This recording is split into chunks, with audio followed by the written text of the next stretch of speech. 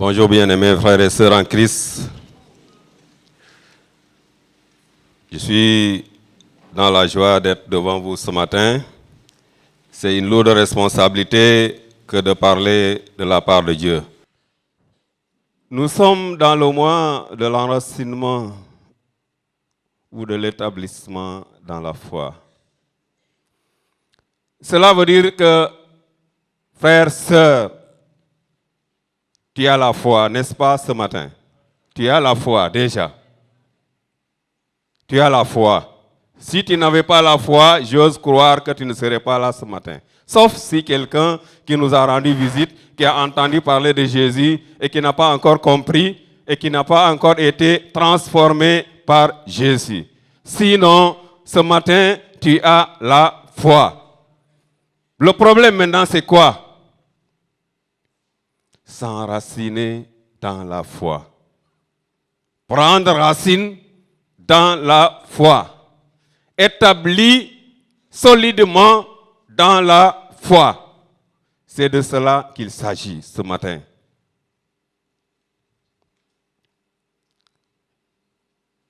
Avoir la foi est une chose, cependant garder la foi, être enraciné dans la foi, être établi solidement dans la foi en est une autre. Et c'est là le problème. C'est la raison de ce thème de ce mois.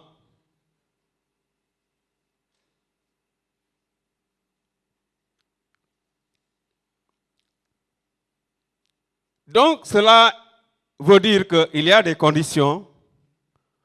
Il y a des conditions pour être enraciné dans la foi. Il y a des facteurs qui feront que tu sois enraciné dans la foi. Il y a des vérités qui feront que tu seras enraciné dans la foi, établi dans la foi. Et c'est de cela que je voudrais parler ce matin. Les conditions pour être enraciné dans la foi. Tu es déjà dans la foi, je suppose. Mais est-ce que tu es enraciné dans la foi? À quel niveau es-tu dans la foi? Est-ce que ta foi est superficielle? Sur quoi tu t'es basé?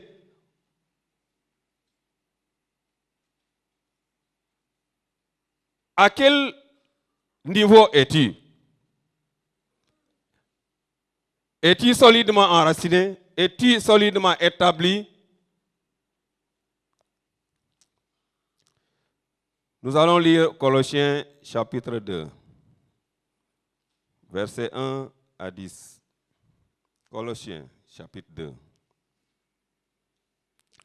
Et c'est Paul qui parlait aux chrétiens de Colosse qu'il n'avait jamais vus. Il a entendu parler de leur foi parce que, comme vous le savez, au moment où Paul écrivait ces paroles, il était en prison. Mais par l'intermédiaire d'un de ses collaborateurs fidèles, Épaphras, il a reçu le témoignage des chrétiens de Colosse. Et Paul va leur écrire cette lettre. Et Paul dit aux Colossiens, « Je veux en effet que vous sachiez combien est grand le combat que je soutiens pour vous et pour ceux qui sont à Laodicée et pour tous ceux qui n'ont pas vu mon visage en la chair. » Ce que je disais, ils n'ont pas vu le visage de Paul. La technique.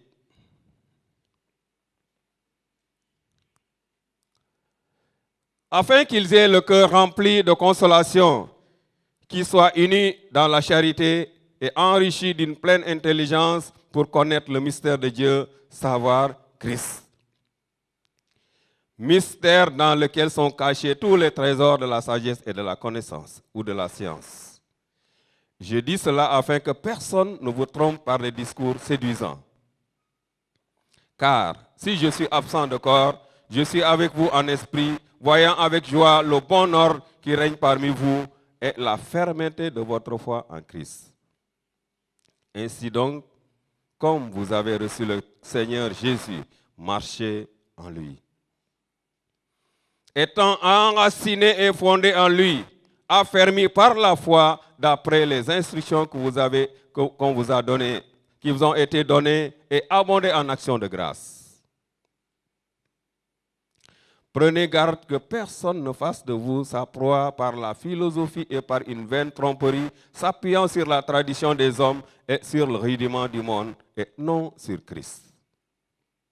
Car en lui habite corporellement toute la plénitude de la divinité. Vous avez tout pleinement en lui, qui est le chef de toute domination et de toute autorité. Voici les paroles que Paul adressa dans ce passage aux Colossiens. Comme je le disais tantôt, ils avaient déjà la foi et Paul avait entendu un bon témoignage de leur part.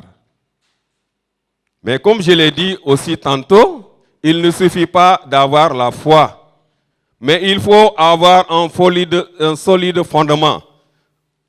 Paul dit qu'il veut qu'il soit enraciné, affermi dans la foi. Et il ne voudrait pas que par une philosophie mondaine, c'est-à-dire par des hérésies, des discours qui ne sont pas basés, qui n'ont pas de vérité, puissent les détourner du Seigneur. Et il a parlé du mystère de Dieu. Et le mystère de Dieu, c'est Christ. Et Christ, pour trouver le mystère de Christ, c'est-à-dire pour connaître Christ, il faut bien aimer d'abord le connaître. Parce que tu acceptes Christ parce qu'on t'a prêché la parole, déjà, et tu as la foi en Christ, tu es sauvé. Évidemment. Parce que c'est la foi qui sauve. Mais on ne doit pas en arrêter là. Il faut connaître Christ. Et pour connaître Christ, il faut connaître la parole de Dieu.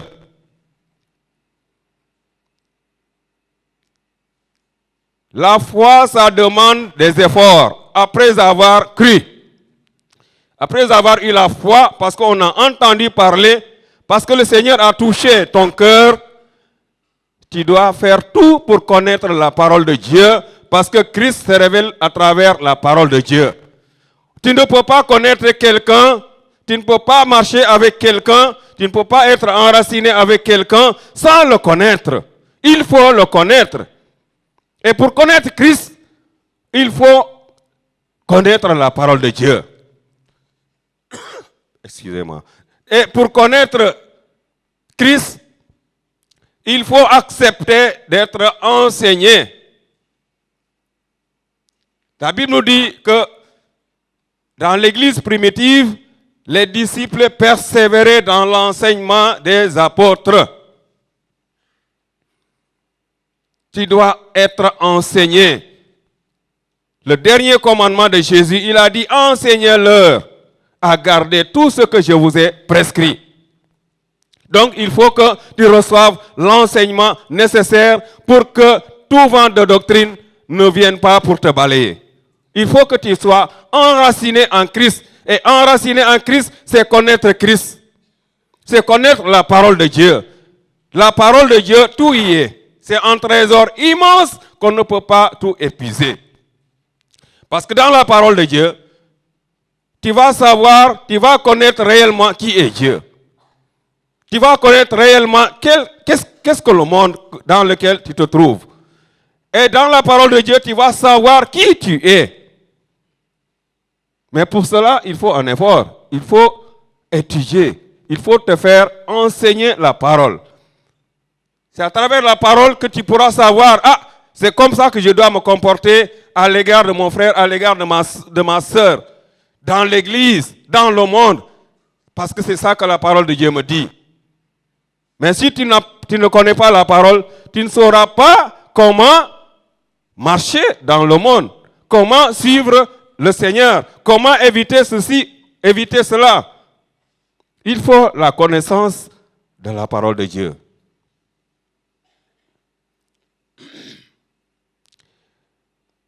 Jean 15, verset 7. Jésus lui-même va parler à ses disciples. Il dit, si vous demeurez en moi et que mes paroles demeurent en vous, demandez tout ce que vous voudrez et cela vous sera accordé. Si vous demeurez en moi et que mes paroles demeurent en vous. Mais pour demeurer en Christ, il faut le connaître, comme je le disais. Et pour que ces paroles demeurent en toi, il faut que tu connaisses ces paroles. Et cela demande que tu prennes le temps nécessaire. Cela demande que tu ailles à l'église, qu'on t'enseigne la parole de Dieu.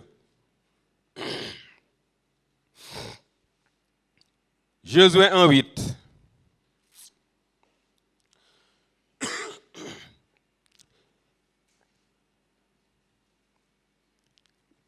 L'Éternel va dire à Josué que ce livre de la loi ne s'éloigne point de ta bouche. Médite-le jour et nuit pour agir fidèlement selon tout ce qui est écrit, car c'est à cela que tu auras du succès dans toutes tes entreprises. C'est alors que tu réussiras. Que la parole de Dieu, mon frère, ma sœur, ne s'éloigne point de ta bouche. Médite cette parole jour et nuit. Prends le temps. Vous savez, nous sommes dans un monde aujourd'hui où dès qu'on se lève du lit, on ne fait que courir du matin jusqu'au soir. Et on vient abattu, lassé. On vient complètement épuisé. Et on n'a plus le temps pour méditer la parole de Dieu, pour prendre le temps de la parole de Dieu. Et ainsi, on se prive de la nourriture dont on a besoin. Tu la médites jour et nuit et tu la mets en pratique. Parce que quand tu médites la parole de Dieu, elle t'amène, elle te pousse à la mettre en pratique. Donc, il faut méditer la parole, il faut la mettre en pratique. Et c'est la seule condition pour laquelle tu vas réussir à tes entreprises. Chacune de nous ici a des entreprises, a des projets. Et si tu veux réussir à tes entreprises, si tu veux réussir à tes projets, il faut méditer la parole, il faut la mettre en pratique. Mettre la parole de Dieu en pratique. 1 Pierre 2, verset 2.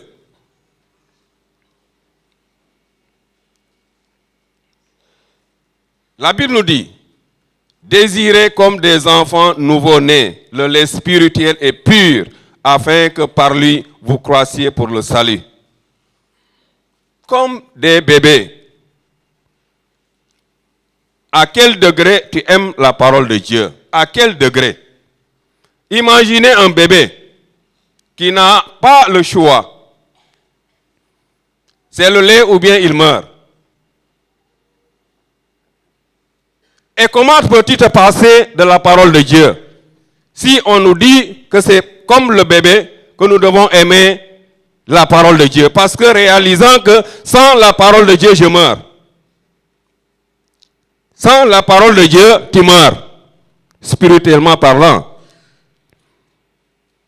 Mais en aimant la parole de Dieu comme les bébés, alors tu vas croître, tu vas grandir, tu vas être enraciné dans la foi. Tu seras établi solidement en Christ.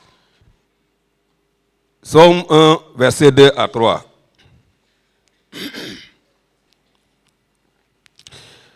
Heureux l'homme qui ne marche pas selon le conseil des méchants, qui ne s'arrête pas sur la voie des pécheurs et qui ne s'assied pas en compagnie des moqueurs.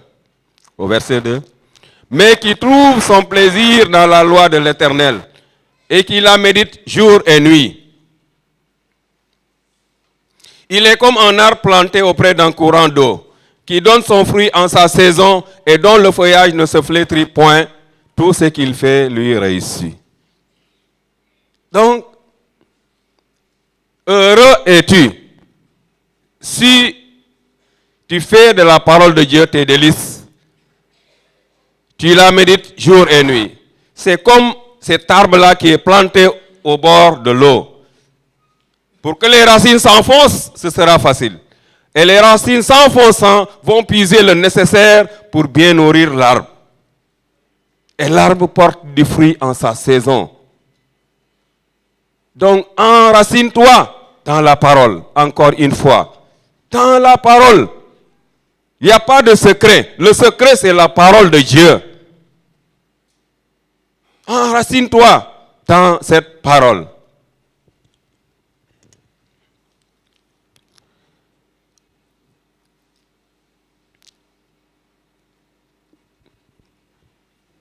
Le psalmiste va dire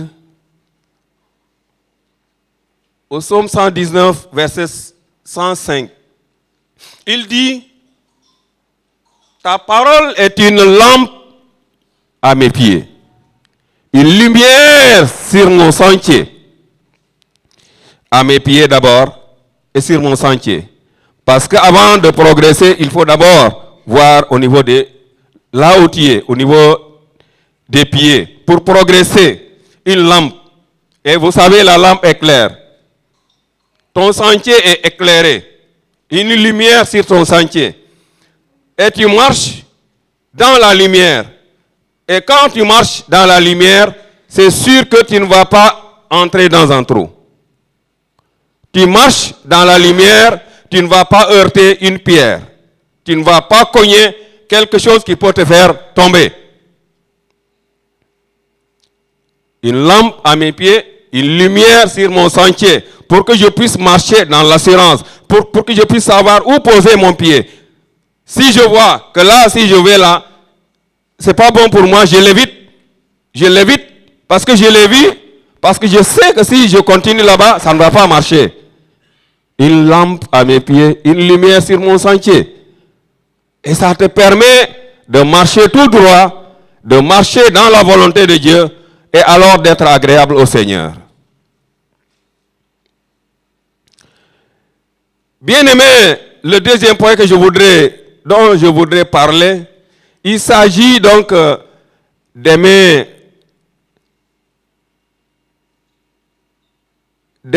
communier avec le Seigneur seul à seul. C'est une des conditions pour être enraciné dans la foi. Aimer être seul à seul avec le Seigneur, communier avec le Seigneur dans la méditation, dans la prière. Il faut prendre le temps. C'est vrai, c'est bien que nous soyons ensemble. Mais est-ce que tu prends le temps de rester seul avec le Seigneur?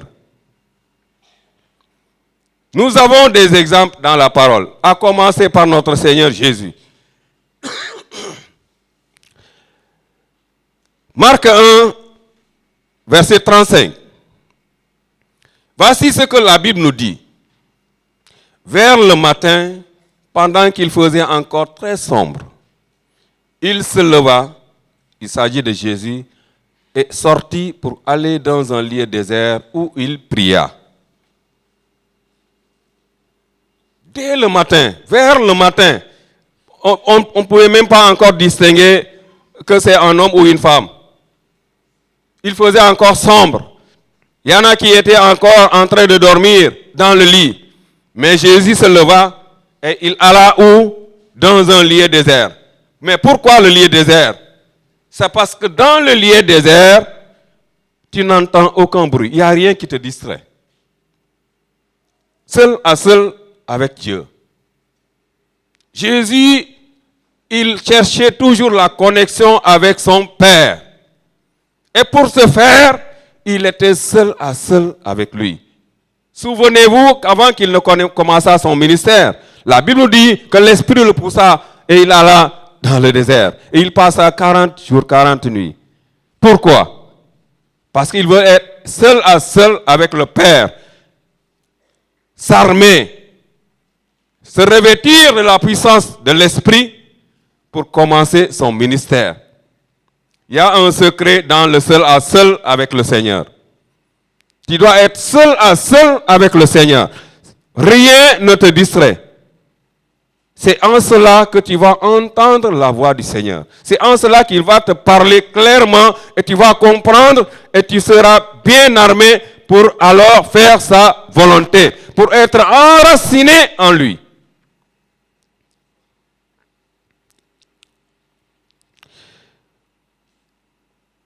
Et si nous prenons Luc 5, 15 à 16, toujours c'est des exemples que nous prenons sur notre Seigneur. Assurez-vous que mon message sera toujours basé sur la parole de Dieu. Nous allons parcourir la parole de Dieu parce que nous voulons être enracinés dans notre foi. La Bible nous dit, sa renommée se répandait de plus en plus et les gens venaient en foule pour l'entendre et pour être guéris de leur maladie. Et lui, il se retirait dans les déserts et priait.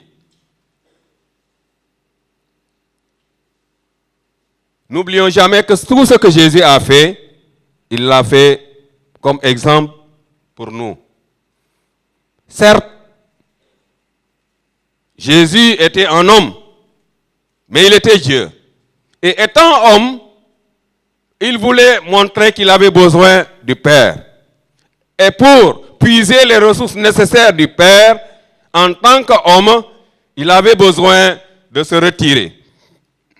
Il enseignait en temps, mais il se retirait pour se ressourcer en priant, en communiant avec le Père et revenait pour opérer les miracles qu'il fallait. Il se retirait dans le désert pour prier.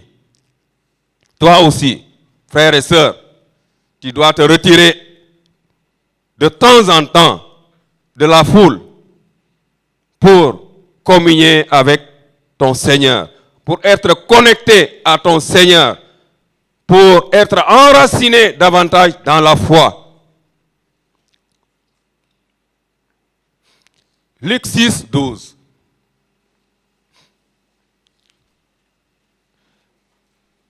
En ce temps-là, Jésus se rendit sur la montagne pour prier. Et il passa toute la nuit à prier Dieu. Toute la nuit à prier Dieu. C'était à quelle occasion? C'est parce que Jésus était à un tournant de son ministère.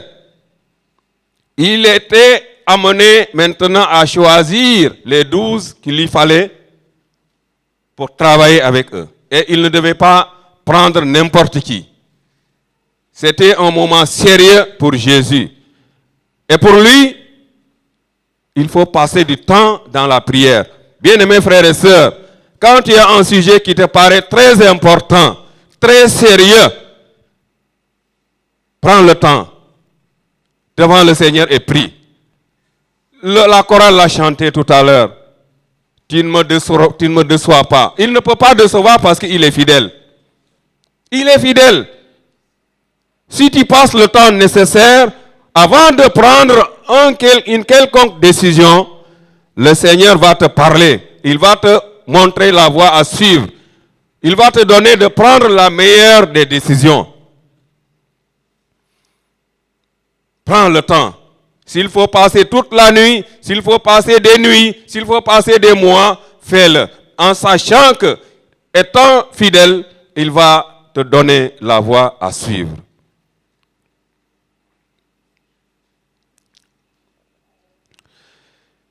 Rappelons-nous en Luc 22, au moment où Jésus devait aller à la croix, il a laissé la foule. Il a pris certains des disciples et à un certain moment, il les a mis à l'écart. Dans le jardin de Gethsémane. Au verset 40 et 42, la Bible nous dit que Jésus était là. Et à un certain moment, il a demandé à ce que la coupe s'éloigne de lui, s'il était possible. Mais gloire à Dieu, il termina par dire que ce ne soit pas ma volonté, mais que ta volonté qui soit faite. Et un ange vient le fortifier. Le fortifier. Si Jésus n'avait pas pris le temps d'être seul à seul avec le Père, alors que la chair ne voulait pas aller à la croix, certainement Jésus allait refuser d'aller à la croix. Mais gloire à Dieu, il a pris le temps, il connaissait le secret. Être seul à seul avec le Père, en priant. Et c'est en cela qu'il a pu affronter la croix. Être seul à seul avec le Père. Être seul à seul avec Jésus. Communier étroitement avec le Seigneur. Matthieu 6, Jésus dit, si vous voulez prier, entrez dans votre chambre, enfermez-vous. Et le Père qui voit dans le secret, lui qui voit dans le secret, il va venir, il va t'entendre et il va t'exaucer. Nous avons en Acte 10, verset 9. Le lendemain, comme ils étaient encore en route et qu'ils s'approchaient de la ville, Pierre monta sur le toit vers la 6e heure pour prier. Pierre aussi connaissait le secret d'être seul à seul avec le Seigneur. Pourtant, certainement, il priait avec les autres 11 disciples et peut-être même avec les autres croyants. Mais il prenait le temps d'être seul à seul avec le Seigneur. Et c'est à ce moment-là que Dieu va faire apparaître une nappe qui descendit du ciel pour donner un message à Pierre. Vous allez voir qu'à un certain moment de ce temps de prière, Pierre va tomber en extase. L'Esprit de Dieu va le remplir. Pourquoi? Parce qu'il était seul à seul cherchant la face du Seigneur. Il faut aimer être seul à seul avec le Seigneur. Et dans ce même chapitre, avec Corneille, dans Acte 10, verset 30,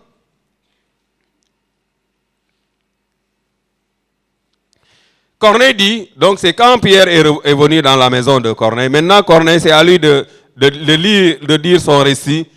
Il dit, il y a 4 jours, à cette heure-ci, je priais dans ma maison à la 9e heure. Et voici un homme vêtu d'un habit blanc éclatant se présenta devant moi et dit.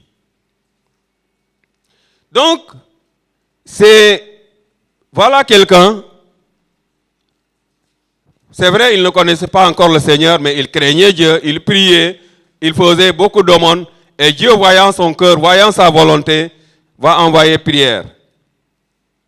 Corneille aimait être seul à seul avec Dieu. Il aimait chercher la face du Seigneur. Frères, sœurs, prends le temps d'être seul à seul avec le Seigneur. Organise-toi de sorte que tu aies le temps pour communier avec le Seigneur, pour faire sa volonté, pour marcher dans sa parole, pour mettre en pratique sa parole, pour être enraciné dans la foi. Troisième point dont je voudrais parler, c'est la nécessité de s'attacher à l'assemblée de Dieu. La nécessité de s'attacher à l'assemblée de Dieu. C'est vrai, connaître la parole, c'est bon. Connaître, avoir du temps pour communier avec le Seigneur, c'est encore bon. Mais Dieu t'a mis dans une assemblée. Et tu as besoin de cette assemblée parce que n'oublions pas que nous sommes le corps de Christ. Et le corps est composé de plusieurs membres. Mais si tu es la main et que tu dis maintenant je n'ai pas besoin de tous les autres membres du corps, comment pourras-tu fonctionner seul? Non. Attache-toi au corps de Christ. Et voilà pourquoi en Hébreux 10, 25, la Bible dit, n'abandonnons pas notre assemblée, comme c'est la coutume de quelques-uns, mais exhortons-nous réciproquement, et cela d'autant plus que vous voyez s'approcher le jour. Pourquoi s'assembler avec les autres? C'est pour recevoir l'exhortation qu'il faut, comme nous sommes en train de le faire, n'est-ce pas? C'est pour recevoir le témoignage des uns et des autres qui peut te fortifier dans la foi, qui peut t'amener à être enraciné dans la foi. Mais si tu t'isoles, tu dis j'ai ma Bible, je peux rester à la maison, j'ai l'internet. Petit à petit, la flamme va commencer à s'éteindre, jusqu'à ce que tu perdes ta foi. Tu dois être attaché fortement. Chacun parmi nous, en tant que frère et sœur en Christ, Dieu a mis en toi, en moi, un don ou des dons. Et ces dons, c'est pour l'utilité de tout le monde. Maintenant, si tu n'es pas dans ce corps, si tu n'es pas régulier, mais le frère ou la sœur qui devait te faire profiter de son don, mais tu ne l'auras pas, et cela va t'affaiblir dans la foi. Il faut être attaché au corps pour être davantage enraciné dans la foi.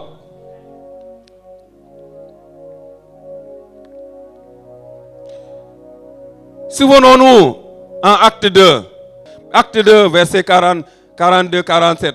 C'est là où la Bible dit que tous les jours, ils étaient assidus au temple, dans la communion fraternelle, dans la fraction du pain, dans les prières et dans l'enseignement des apôtres. Ils persévéraient dans l'enseignement. Tout le monde, tous assidus au temple, tous les jours, assidus au temple. Mais pourquoi assidus au temple tous les jours ensemble? C'est parce que, étant ensemble, chacun reçoit ce dont il a besoin pour que sa foi soit enracinée, fondée, établie en Christ. Il faut les autres. Tu as besoin des autres. Ne t'isole pas. Ne dis pas que je n'ai pas besoin des autres. Ne dis pas que j'ai ma Bible, j'ai déjà la foi. Non.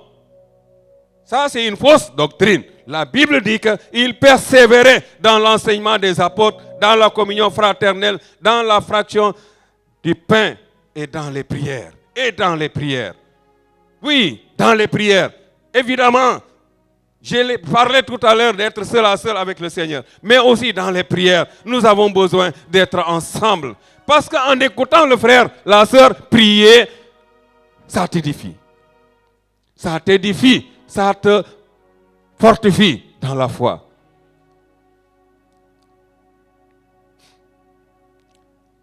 Et quatrième point et dernier sur lequel je voudrais parler, c'est qu'il est important de te souvenir du miracle de Dieu dans ta vie. Te souvenir toujours du miracle de Dieu dans ta vie. Je suppose que chacun de nous ici, sauf si tu n'as pas encore connu la nouvelle naissance, tu as eu à avoir une expérience merveilleuse avec le Seigneur. Ne serait-ce qu'une expérience.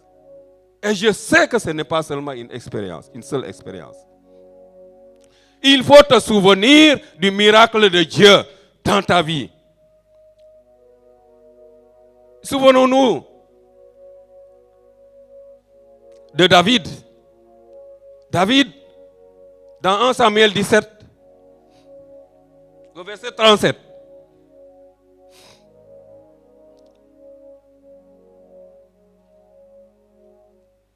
David dit encore, « L'Éternel qui m'a délivré de la griffe du lion et de la patte de l'ours me délivrera aussi de la main de ce Philistin. » Et Saül dit à David, « Va et que l'Éternel soit avec toi. » Mais David s'est basé sur quoi? Sur un souvenir, sur une expérience passée. Imaginez si David n'avait pas une expérience avec le Seigneur, n'avait pas un souvenir, s'il avait perdu souvenir de ce que le Seigneur a fait avec lui à travers le lion et l'ours.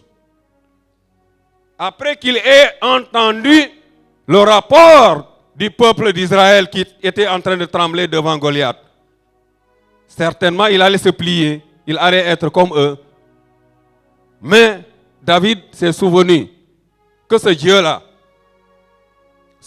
qui m'a délivré de la griffe du lion, de la patte de l'ours, il n'est pas mort, il est fidèle. Il n'a pas faibli, il ne m'a pas abandonné. Il est là et ce qu'il a fait avec ces animaux-là, il peut le faire avec moi par rapport à ce Philistin. C'est ce qui lui a donné de la force. Le souvenir de l'expérience passée.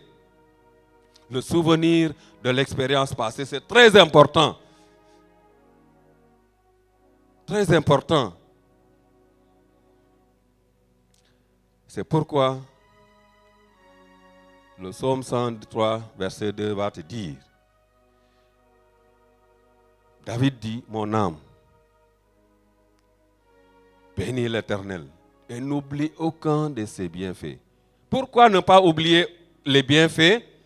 C'est parce qu'en se rappelant des bienfaits de l'Éternel, cela nous enracine dans la foi. Nous avons une base solide pour que, quel que soit le vent, quelle que soit la tempête, quelles que soient les circonstances, quel que soit alors ce que tu peux rencontrer dans la vie, alors que tu puisses rester ferme, enraciné, parce que tu sauras que celui-là qui t'a fait du bien, à une fois, il n'a pas changé. Et rien ne pourra t'ébranler. Restez ferme. Restez ferme. Si vous permettez, je vais donner quelques exemples de mon expérience avec le Seigneur et qui me donne d'être plus enraciné, de rester ferme malgré les circonstances, les obstacles que je rencontre dans la vie. Je n'oublierai jamais. On était encore en bas, dans une petite salle, sur des banquettes où il n'y avait même pas où s'adosser. Un soir, pendant qu'on priait, je n'avais même pas auparavant entendu parler de baptême du Saint-Esprit. Et c'est comme si tu m'as arraché du banc. Je suis tombé front sur terre. Et je suis en train de dire des choses que je n'ai jamais dit dans ma vie. Je ne sais même pas de quoi il s'agissait. J'ai tellement pris de temps dans cette affaire-là. Et quand je me suis relevé, je vous assure, certaines personnes pourront me comprendre, même si ce n'est pas tout le monde. C'est comme si tu as enlevé une tonne de moi. J'étais trop léger, très joyeux, avec une paix que je ne pouvais pas imaginer. Est-ce que je peux oublier une telle expérience dans ma vie? Mais si je me rappelle d'une telle expérience, qu'est-ce qui peut me faire détourner du Seigneur? Parce que je n'ai rien fait pour mériter cela. Et je sais que celui-là qui a fait cela dans ma vie, un soir, il est toujours vivant. Il n'a pas changé. Un jour, je vous assure, ce que je vous dis, c'est la vérité. Pendant ces moments-là, de ma nouvelle conversion, j'ai eu un soir, c'est comme si le Seigneur a mis un écran comme ça devant moi. Des péchés que j'ai faits depuis des années, plus de 10 ans, le Seigneur le ramène en surface. C'est comme si ça défilait devant moi. J'ai pleuré comme un bébé. Comme un bébé. Et après quoi, le Seigneur, il me dit, lève-toi. Vous savez, j'étais quelqu'un qui aimait tellement aller vers les marabouts. J'avais tellement de gris-gris.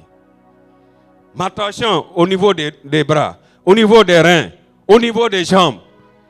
Des bouteilles en n'en plus finir, je m'ennuie avant de sortir de ma chambre le matin. Mais le Seigneur me dit, prends tout. Ne laisse rien dans ta chambre. J'ai pris un grand sachet. J'ai mis tout dans le sachet et j'ai marché presque 1 kilomètre pour déverser cela dans le ravin qui était derrière l'hôpital. C'était pour ceux qui connaissent ce ravin-là. C'est là où j'ai jeté tout. Et j'étais dans une assurance tellement grande que, en ce moment de ma conversion, frères et sœurs, j'avais commandé un gris-gris, que j'avais déjà payé 15 000 francs et que je n'avais pas encore reçu. Mais à la suite de cette expérience, j'ai eu le courage, l'assurance de dire au marabout que ce soit le gris-gris, que ce soit les 15 000 francs. J'ai plus besoin. Je vous assure. Mais celui-là qui a fait cela dans ma vie, qu'est-ce qui peut maintenant, au courant de ma vie, m'amener à me détourner de lui? Qu'est-ce qui peut me le faire? Qu'est-ce que je peux perdre dans la vie au point que je dise, ah Seigneur, tu n'es plus là, tu n'es plus capable? Non, ça me donne d'être enraciné en lui, parce que ce qu'il a fait, ce qu'il m'a donné, personne ne peut le donner. Personne ne peut le faire. Je vous assure. C'est pourquoi au moment où l'on louait, j'ai dit, je n'ai rien fait. Et mon nom est écrit là-haut, là-bas. Oh, mon frère, tu n'as rien fait. Tu n'as rien fait. Ton nom est écrit là-bas. Ce qui reste maintenant à faire, c'est de t'enraciner solidement dans le Seigneur en connaissant sa parole, en étudiant sa parole, en communiant avec lui, en te souvenant de ce qu'il a fait dans ta vie tous les jours, pour que rien ne puisse t'ébranler, rien ne puisse t'affaiblir, parce qu'il est fidèle. La Bible dit celui qui a fait la promesse est fidèle. Alléluia.